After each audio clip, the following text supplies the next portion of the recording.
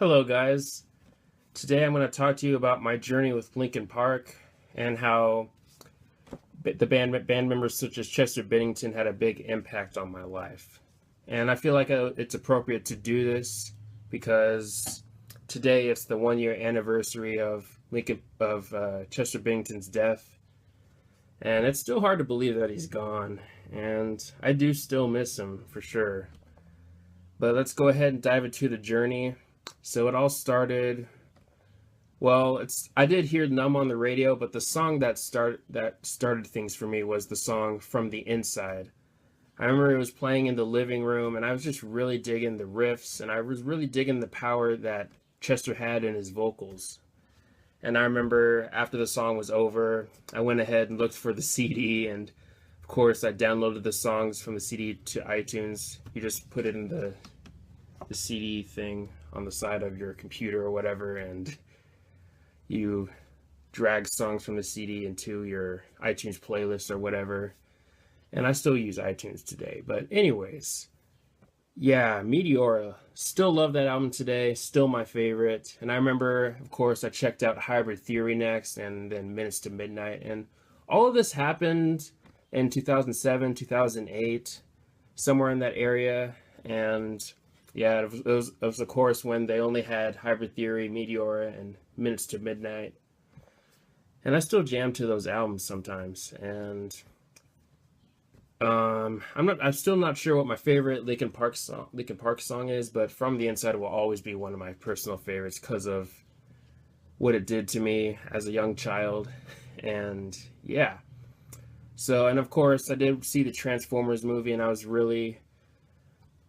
really enjoyed the Linkin Park song that played at the end. The song, of course, being What I've Done.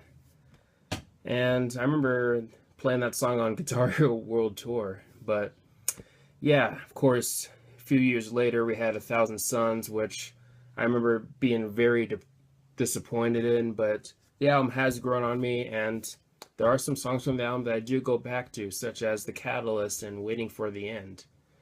And then a few years later, we had Living Things, which I did like, but the replay value wasn't there during that time for me, but it has grown on me.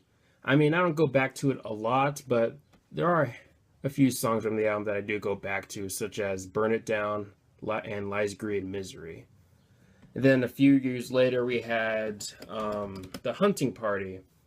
And I was really digging Guilty All the Same when it came out. I liked everything about it, including Raheem's verse. I'm not sure if I pronounced his name right, but I hope I did. But anyways, yeah, I really enjoyed that song. Of course, I did purchase the CD, and I still have it right now. And it's definitely worthy of my CD collection. And it's either my third or fourth favorite Linkin Park album. I'm still unsure which album I like more, The Hunting Party, or Minutes to Midnight, but anyways, yeah, still love The Hunting Party. And then, of course, later on we had One More Light, and I'm not gonna lie, I was a part of the bandwagon that hated on the song Heavy when it came out, and you know, all the later on the song did semi-grown on me. I mean, it's not my favorite song on the album, but it has semi-grown on me over time, though. And I remember just being so disappointed in the album when it came out, and just like 1,000 Suns, the album surprisingly grown on me. I was kind of surprised, and Talking to Myself is probably my favorite song on the album. And I of course, the title track, One More Light, I remember hearing that song for the first time and just, of course, not liking it. But over time, digging through the lyrics and stuff like that, you could really feel for Chester, especially with other songs on the album. But the title track specifically, you could tell something was up. And